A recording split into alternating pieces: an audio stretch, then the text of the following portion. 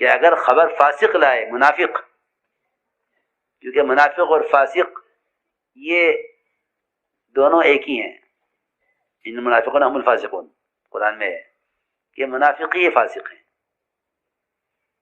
جی ہاں، کوئی الگ الگ دو قسمیں نہیں ہیں.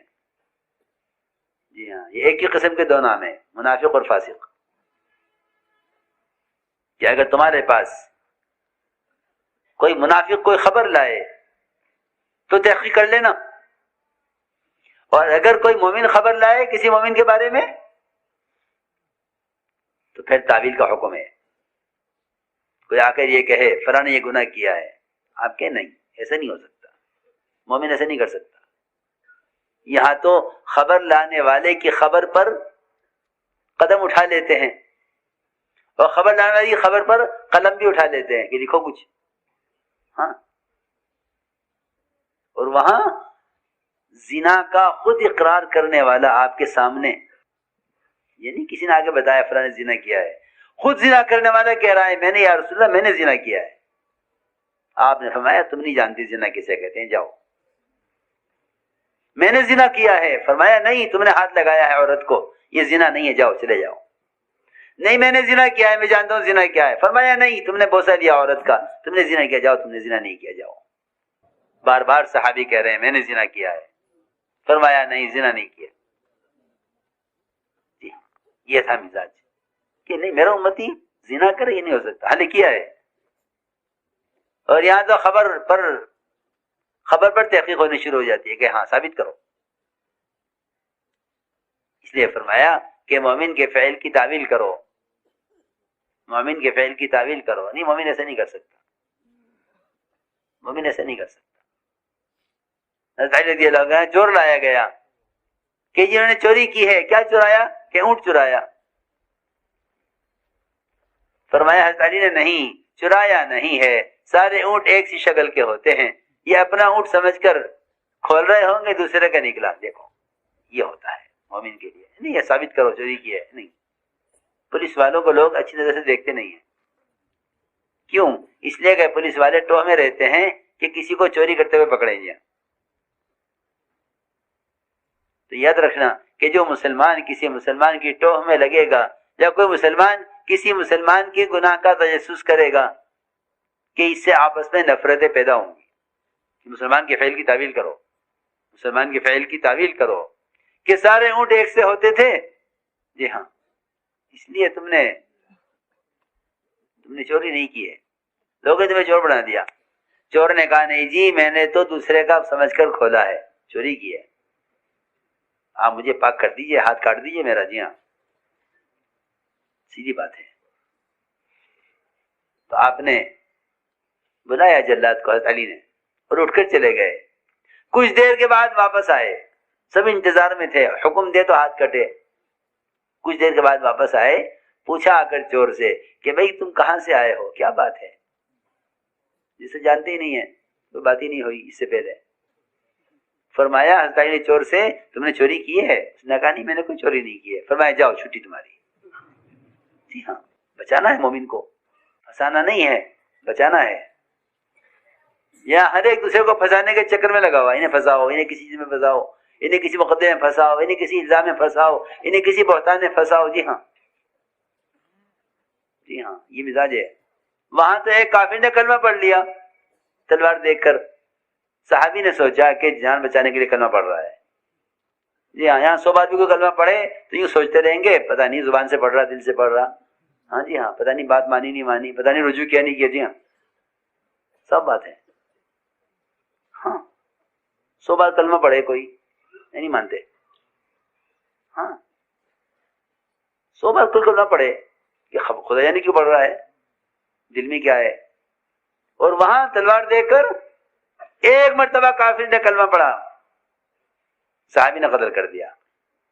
آپ نے اتنی ملامت کی صحابی کو، بار بار فرمایا کہ تو نے کلمہ پڑھنے کے بعد اسے قتل کر دیا، کلمہ پڑھنے کے بعد قتل کر دیا.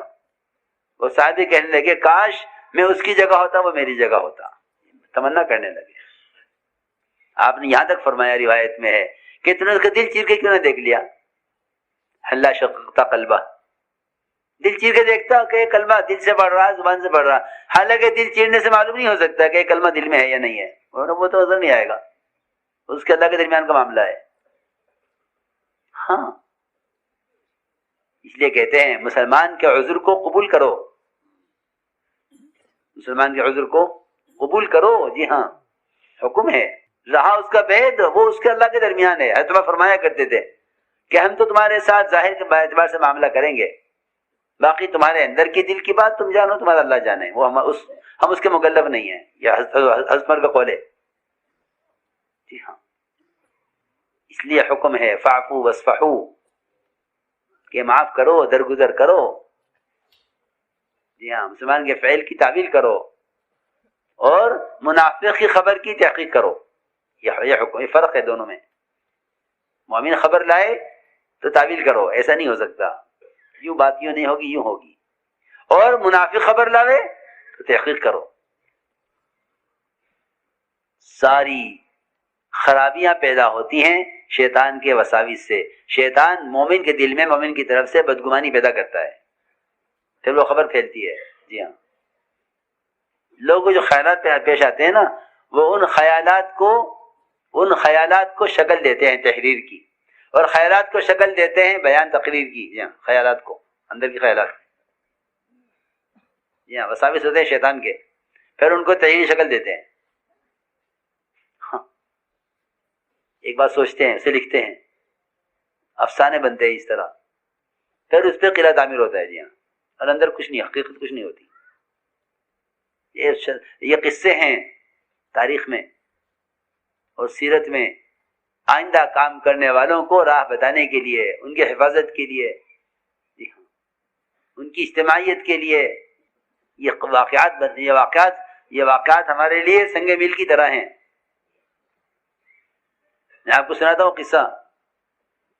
حضور اکرم صلی اللہ علیہ وسلم نے ایک صحابی کو بھیجا کہ جاؤ اور بنو مستلق سے زکوٰۃ وصول کر کے لاؤ. بنو مستلق ایک بڑا قبیلہ تھا، ایک بڑا قبیلہ. جاؤ بنو مستلق سے لے کر آؤ، کیا زکوٰۃ وصول کر کے لاؤ. وہ گئے. قبیلے کو پتہ چلا، بنو مستلق کو، کہ اللہ کے رسول صلی اللہ علیہ وسلم کی طرف سے ساعی آ رہا ہے زکوٰۃ وصول کرنے کے لیے. تو پورا قبیلہ ان کے استقبال کے لیے مدینے سے باہر، وہ اپنی بستی سے باہر نکل آیا، اپنی بستی سے باہر آ گیا استقبال میں، اللہ کے رسول کے قاصد کے اکرام میں، کہ ہم باہر نکل کے استقبال کریں گے اور خوش دلی سے زکوٰۃ دیں گے.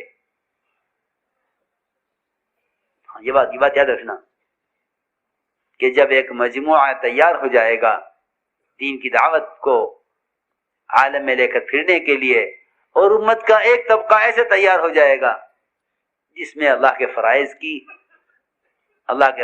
کی عظمت ہوگی اور اللہ کے فرائض کے ادا کرنے کا شوق ہوگا، تو شیطان سے برداشت نہیں ہوگا. یہ کیا ہو رہا ہے کہ یہ دعوت پر مجتمع ہو رہے ہیں، اور یہ بے نبی کی ایسی اطاعت پر کہ زکوٰۃ، پورے قبیلے کی زکوٰۃ لینے کے لیے ایک آدمی اکیلا کافی ہے. سنو، تو پورا قبیلہ نکل آیا ان کے استقبال کے لیے. ادھر جب یہ چلے، آدھے راستے پر پہنچے، آدھے راستے پر تھے، وہاں ایک منافق ملا. کہاں جا رہے ہو؟ کہ جا رہے ہیں زکوٰۃ وصول کرنے کے لیے، اللہ کے رسول نے بھیجا ہے. فرمایا تمہیں حقیقت معلوم بھی ہے کیا ہے وہاں کیا ہو رہا ہے؟ کیا بات ہے؟ کہ بات یہ ہے کہ پورا قبیلہ اپنی بستی سے باہر آ گیا ہے تمہیں قتل کرنے کے لیے. جی ہاں، اور پورے قبیلے نے زکوٰۃ دینے سے انکار کر دیا ہے. یہ خبر راستے میں ایک منافق نے صحابی کو دی. آپ غور کریں، کتنی الٹی بات، کتنی الٹی بات. وہ باہر نکل کر آئے ان کے استقبال میں،